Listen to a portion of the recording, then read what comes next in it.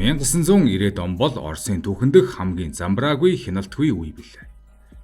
Тэр үед мафийн бүлгүүд эд цэцэглэн хөгжсөн, хуулийн байгууллагууд сул дорой болж ихэнх салбаруудыг мөнгө дагсан гэмт бүлэглэлүүд хяналтанд авсан үе байв.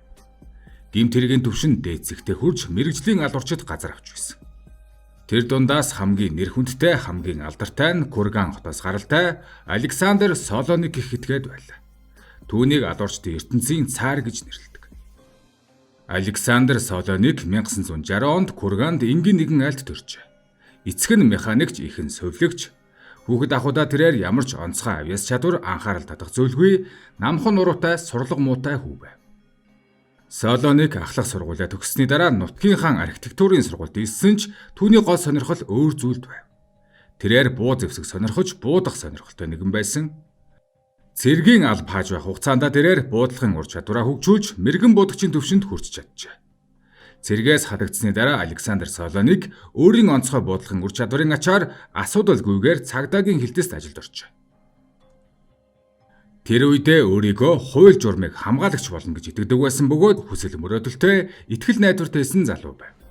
Тиймдээч тэрээр цагдаагийн дээд академид эсэх хөргөдөл гаргаж амжилттай орсон юм. Гэвч өөртөө 6 сарын дараа цагдаагийн нэр хүндийг гутаасан гэх шалтгаанаар академиас хөгдөв. Үүний дараа цагдаагийн ажилч бас түүнд хаалга хаасан юм.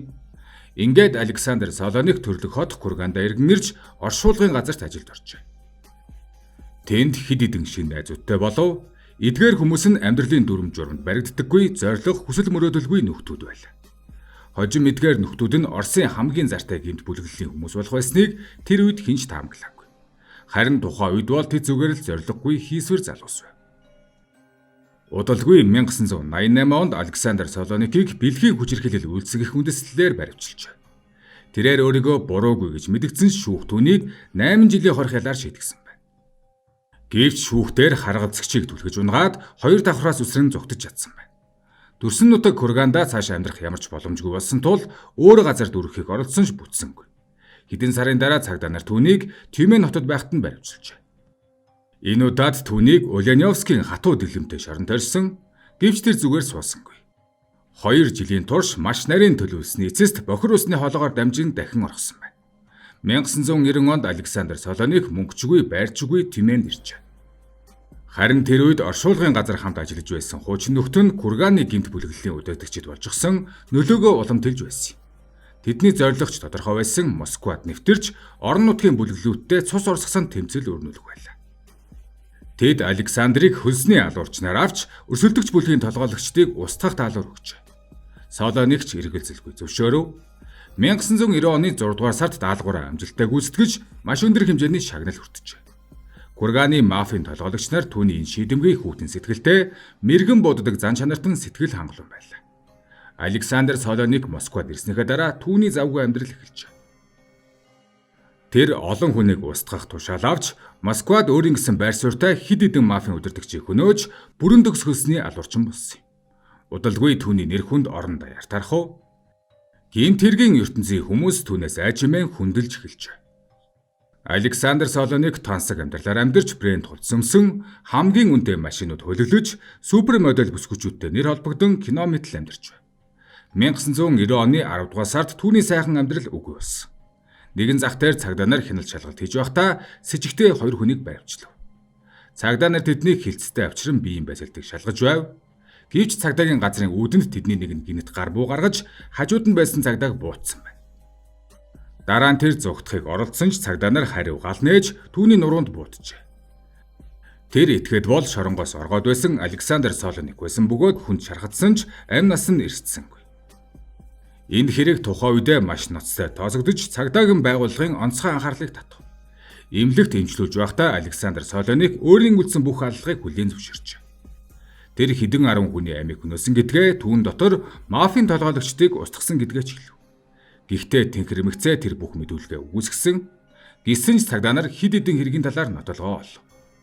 Ингээд алдартай хөлсний алуурчин Александр Солоникт цаазаар авах ялгааных нь тодорхой болжээ. Түүнийг Оросын хамгийн өндөр хамгаалалттай шорон руу шилжүүлв.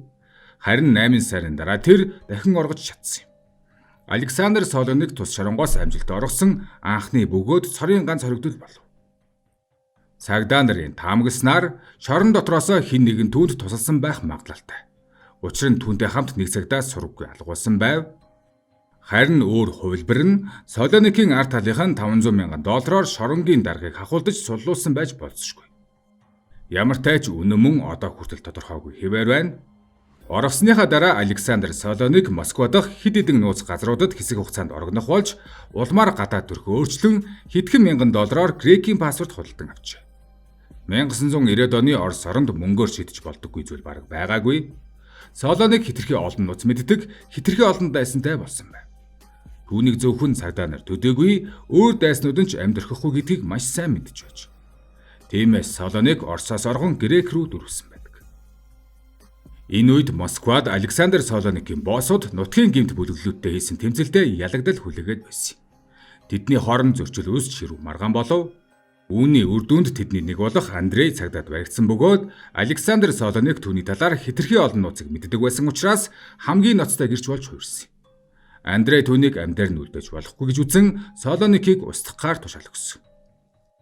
Энэхүү үүргийг хүйтэн цус алуурчин нэрээр алдартай Саша Пустоволов хүлээж авсан байна. Саша болон Александр хоёр хуучны танилуд итгэлт нөхөд байсан бөгөөд энэ нь Сашад ажлаа илүү хялбар гүйцэтгэх боломжийг олгов.